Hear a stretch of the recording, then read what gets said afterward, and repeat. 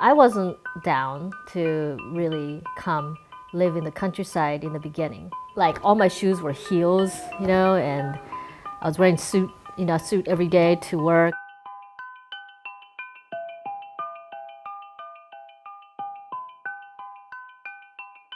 Corona collectively and personally has created that, those deep questions, why am I here? What am I living for?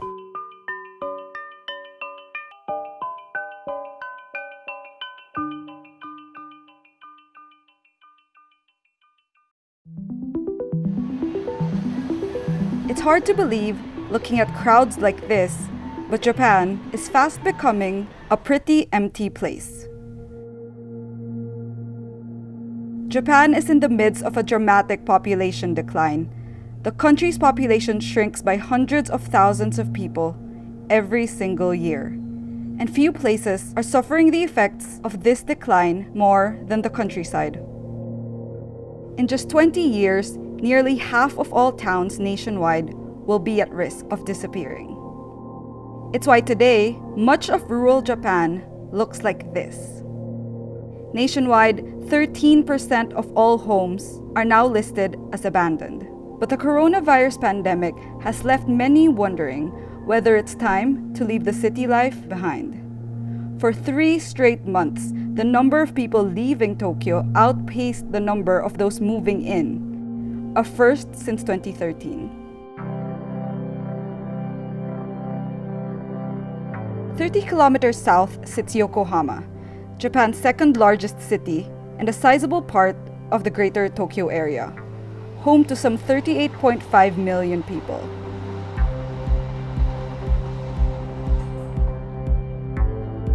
The Swindle family moved from the United Kingdom to Japan 4 years ago. Yoko works as a graphic designer. Her husband Jason is an English teacher, and both are now seriously considering a life in the country. This COVID situation actually made me easier to think that it's possible to live in the countryside. Before, I had to meet my client in person. I had to commute to Tokyo to meet them. But now, since this COVID situation, we always have meeting online.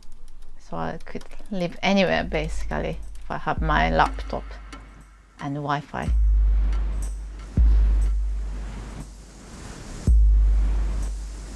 Japan is one of the most urbanized countries on Earth. 91.8% of the population lives in a city. Jason routinely commutes an hour and a half each way for work, traveling on some of the most crowded train lines in the world. For Jason, 4 years of the crunch of city life has taken its toll. I used to live in London, and this is about 100 times worse. The squash, the squeeze. Probably the only benefit of Corona is that the trains are not as packed. Literally, you get injured on these trains. It's stress. I haven't got into no fights yet this month. Very stressful, man. I suppose I got used to it after 2-3 years to an extent, but shelf life and time to get out of this lifestyle.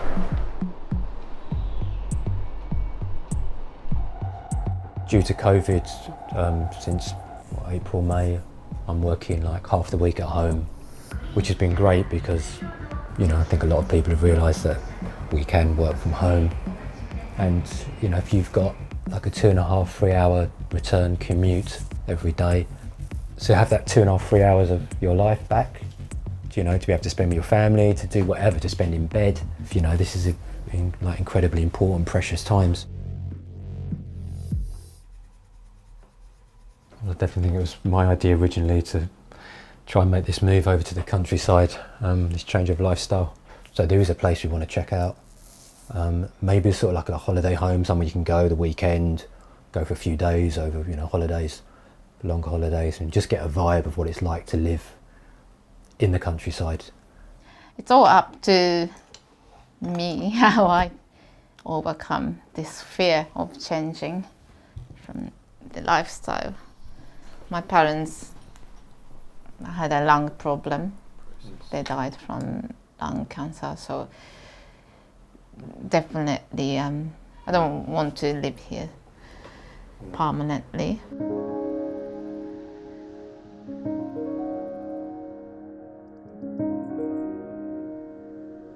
The Nagi family moved to a farmhouse in Uenohara 9 years ago to set up an organic farm and eco-lodge. But then the pandemic hit the hospitality industry hard, so the couple shifted their focus to the farming side of the business. When we first moved out here, if you would have asked me, did you come out to the countryside to become a farmer, I would have said no. It's really only just been the circumstances of the coronavirus and our hospitality business changing drastically that we've had to kind of reinvent ourselves. Since COVID, we've been shifting to producing vegetables commercially and selling them as a high quality product to people in Tokyo, especially people who are more concerned now about shopping in public places and are comfortable being able to order high quality organic produce online from a farmer that they know. That's the service that we're essentially trying to provide.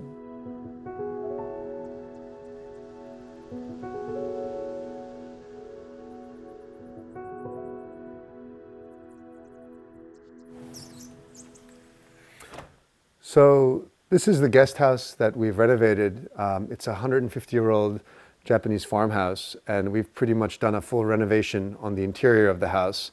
As you can see, all the old beams, these wooden posts and beams, are the original structure, and everything else from the floor to the ceilings to the walls and the shoji, including the windows, we've replaced and kind of put our own touch on.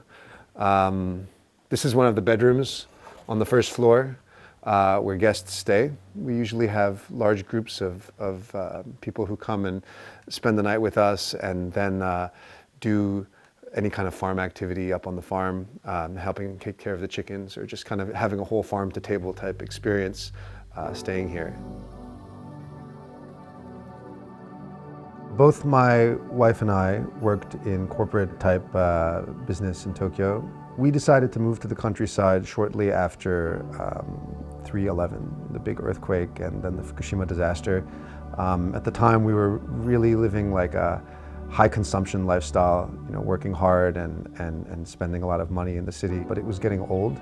I felt like I had done the whole Tokyo salaryman experience. So it was a combination of that feeling personally, and then the shock of the earthquake and the Fukushima disaster made us just kind of reevaluate our lifestyle, really consider where our food comes from, where our energy comes from, and realize how fragile and dependent our lifestyle is on the systems that we take for granted living in the city.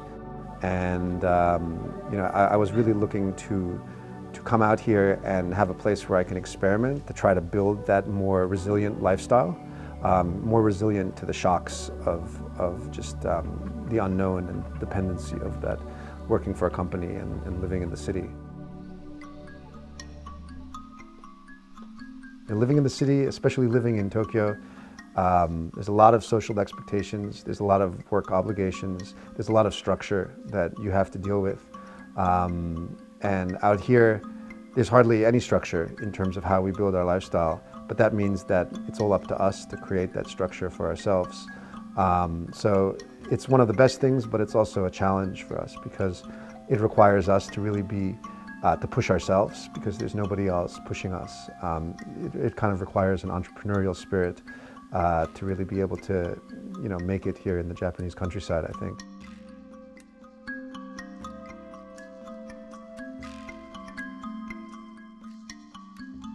I mean, I wasn't down to really come live in the countryside in the beginning, right? Oh no. Oh no.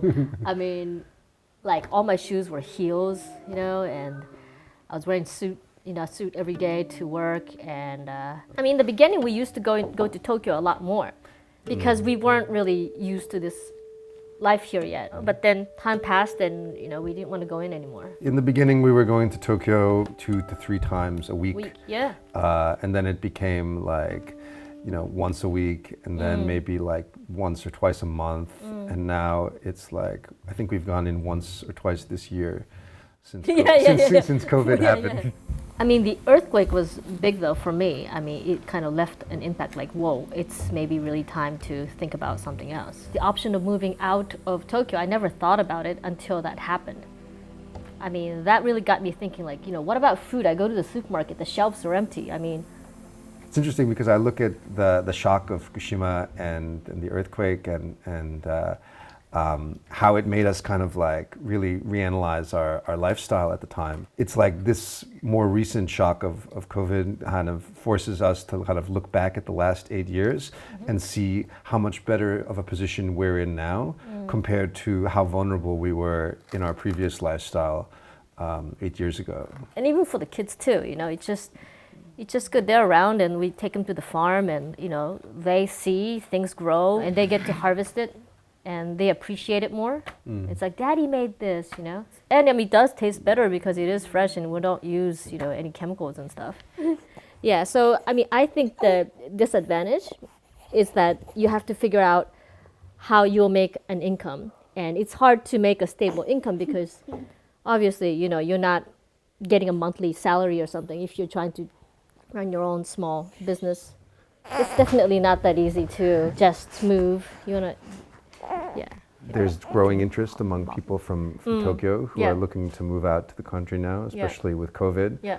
I wonder how that relates with the demand, because I feel like there's always this supply and demand in terms of like people looking to come out here, Right. and then also people who are willing to actually let go of their property and rent their property or sell their property to people. Right, So right. there's a That's huge really, stigma, really hard. a huge stigma associated with renting property and renting your house. If I rent my house to somebody. If I rent my house to a stranger, then my neighbors might think that I need the money and I'm broke, Right, and like, right. what if something happens or they burn the village down? These things happen. It's really hard to kind of get a foot in. That's kind of what we're doing with Jason. We're introducing him directly to a landowner Right. nearby for a potential house to rent.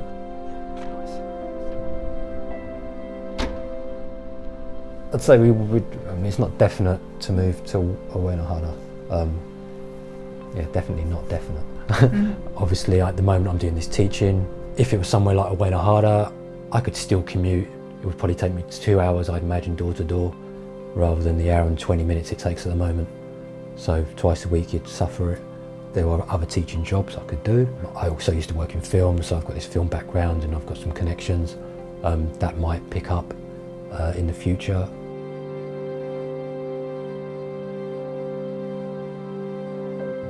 Byron sent me a couple of photos of a house, like an old Japanese country house.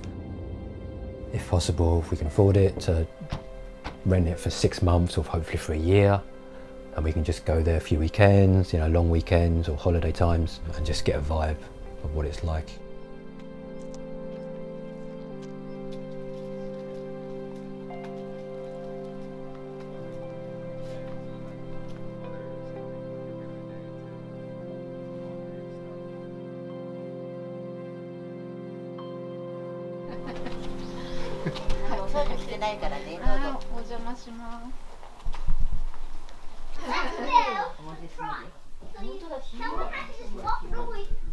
You have to try and not. The ancestors. You're watching. I like his mustache.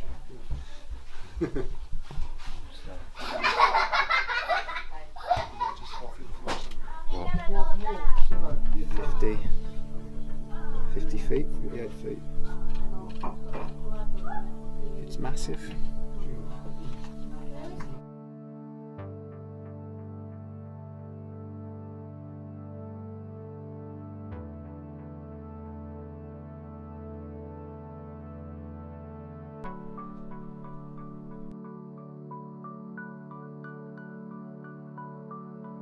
So what do you guys think of the house?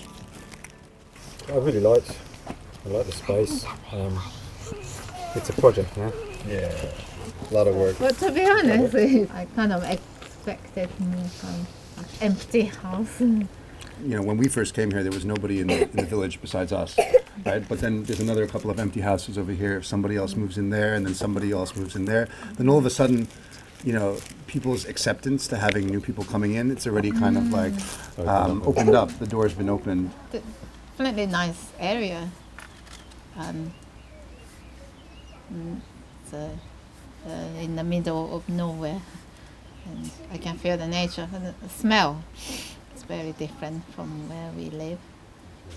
But the fear, definitely education of our daughter, and also friends. Yeah, I already lived in a mansion, so It's a big difference. alien life to me. Yeah. Everything has good and bad, doesn't it? Do you know, there's good points and bad points. Yeah. Yeah. You know, obviously the bad point about living in a countryside Inconvenience. is... Yeah, inconvenience. But convenience is also relative, right? Like, you begin to question whether the things that you worry about, that you used to worry about, are things that are really important to you or not. You have to kind of step out of the city and out of the consumer lifestyle to really be able to begin to realize that there's another way, really.